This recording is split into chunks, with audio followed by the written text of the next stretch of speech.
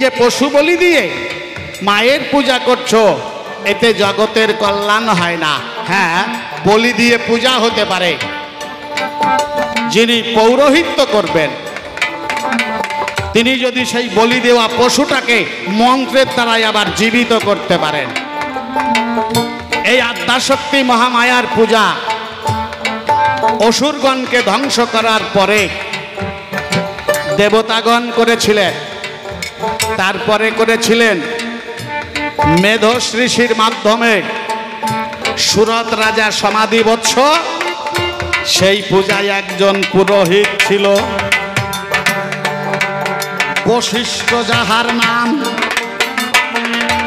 আপনারা শ্রবণ করবেন ভক্ত গুণধাম।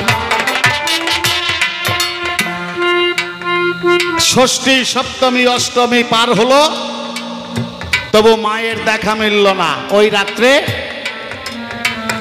মেধস ঋষিকে স্বপ্নে দেখা দিল কি, যে না মহিষ বলি দিতে হবে। তাই নবমীতে হইল বলি। তবে বশিষ্ঠ সেখানে ঋষিগণের মধ্যে যিনি বিশিষ্ট তিনি ছিলেন পুরোহিত।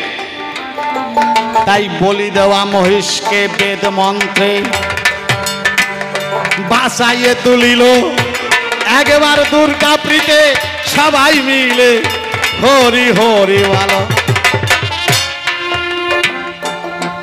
যদি কেউ বাঁচাতে পারে তাহলে তার জন্য বলির প্রথা ঠিক আছে, আর তা না হলে ছাগ মহিষ তৃষ্ণা বলি বলি দিত রিপুগুলি।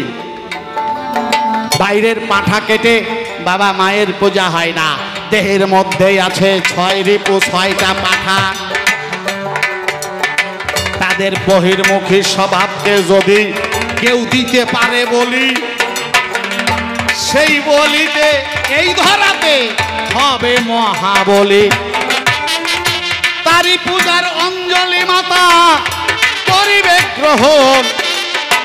সত্য তথ্য তোমার কাছে করিলাম বর্ণন।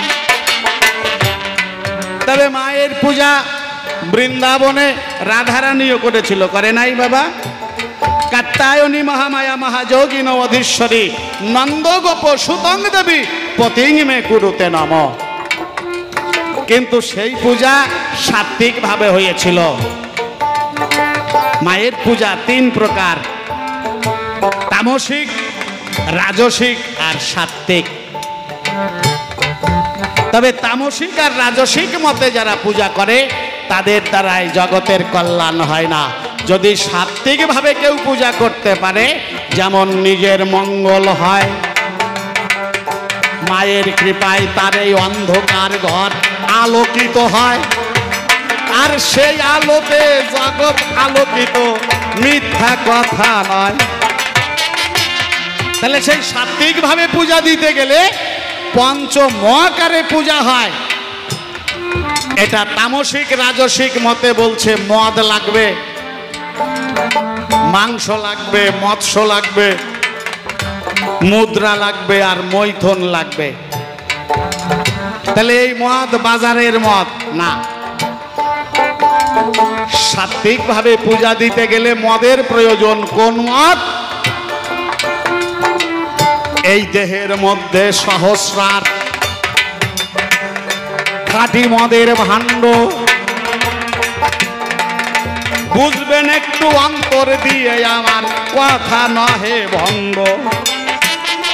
সহস্রার হতে খণ্ড হয়ে মদ গো হতে সে খরণ। আলা জিহ্বা উল্টাইয়ে যদি কেহ করে আস্বাদন, তবে সেই জন মদ্য সাধক অন্তরে দেখুন ভেবে তারি পূজার অঞ্জলি মাতা গ্রহণ করিবে। সবাই কালী পুজো করে কিন্তু সবার মা খায় না।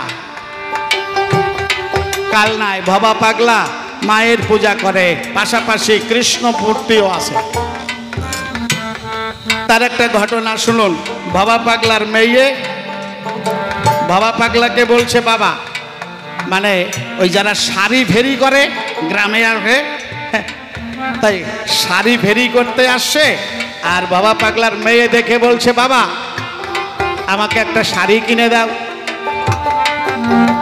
বাবা পাগলা বলছে, ফেরিওয়ালা দেখো আমার এই মেয়ের যে শাড়িটা পছন্দ হয় তুমি ওকে দিয়ে দাও।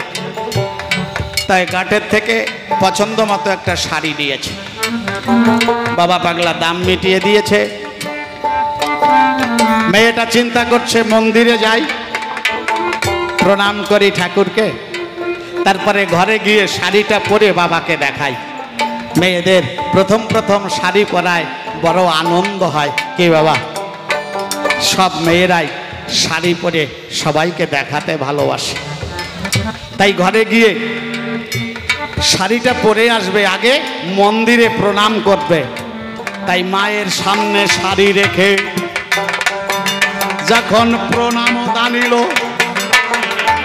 উঠে যখন শাড়ি ধরে ঘরে ফিরতে গেল, ওই শাড়ির এক ধার বাবা পাগলার মেয়ে ধরেছে, ঘরে যাবে। এদিকে মৃন্ময়ী মা শ্রীনময়ী রূপ করেছে গ্রহণ, শাড়ির এক ধার মা টানিয়া করেছে ধারণ। এখন বাবা পাগলার মেয়েও টানে আর মাও টানে। মা কালীও শাড়ি ধরিয়ে টানতিছে এক ধার। এখন মেয়েটা মা কালীর হাত থেকে আর শাড়িটাকে খসাতে পারছে না। তা মেয়েটা ডেকে বাবাকে বলছে, ও বাবা দেখো আমার শাড়ি ধরে টেনে নিয়ে যাচ্ছে, আমাকে কিছুতেই শাড়িটা দিচ্ছে না। বাবা পাগলা বলছে, মন্দিরের মধ্যে কে তোর শাড়িটা নেই? বলে তুমি এসেই না দেখো। ধীরে ধীরে বাবা পাগলা মন্দিরেতে গেল, দর্শন করে বাবা পাগলা চোখের জলে ভাসিল। হাসি মাখা বদনে মেয়েকে ডাক দিয়ে কয়, মায়ের বুঝি শাড়িটা ভালো লাগলো এই সময়। তাই মেয়েকে বলেছে, মা এই মাকে শাড়িটা তুই দিয়ে দিবি, আবার ফেরি আলা এলে নতুন শাড়ি পাবি। বাবা আমি তোরে নতুন শাড়ি কিনে দেব, মায়ের যদি শাড়িটা পছন্দ দিয়ে দে। সবার মা তো শাড়ি ধরিয়ে টানে না। রামপ্রসাদের মা খেয়েছে। অগ্রদ্বীপে যেদিন গোবিন্দ ঘোষের ছেলে গোরাচাঁদ, ছোট্ট 5 বৎসরের বালক,